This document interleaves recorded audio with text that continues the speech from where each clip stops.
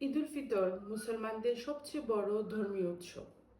এই উৎসব আত্মশুদ্ধি, সংযম এবং বিজয়ের প্রতীক।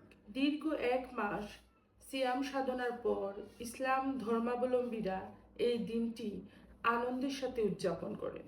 সামনে আসছে এই পবিত্র দিন, তাই আজ আমরা জানব ঈদ উল ফিতরের ইতিহাস ও তাৎপর্য।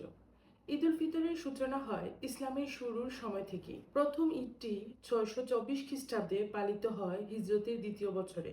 মহানবী হযরত মুহাম্মদ সাল্লাল্লাহু আলাইহি সাল্লাম সে বছর প্রথমবারের মতো ঈদ উল ফিতর উদযাপন করেন।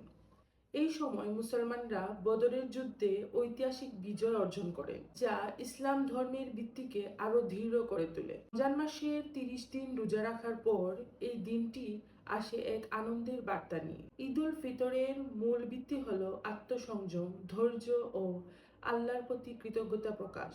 মহানবী হযরত মুহাম্মদ সাল্লাল্লাহু আলাইহি সাল্লাম এই দিনে বিশেষ নামাজ আদায়ের নির্দেশ দেন এবং ফিতরা প্রদান বাধ্যতামূলক করেন, যাতে সমাজের প্রতিটি মানুষ ঈদের আনন্দ উপভোগ করতে পারে। কথা হচ্ছে, ঈদ উল ফিতর আমাদের শিক্ষা দেয় সংযম, দানশীলতা, প্রেম এবং ভ্রাতৃত্ববোধে। সকলের ঈদ আনন্দময় হোক, শান্তি এবং ভ্রাতৃত্বে ভরে উঠুক প্রতিটি হৃদয়। সবাইকে ঈদ উল ফিতরের অগ্রিম শুভেচ্ছা।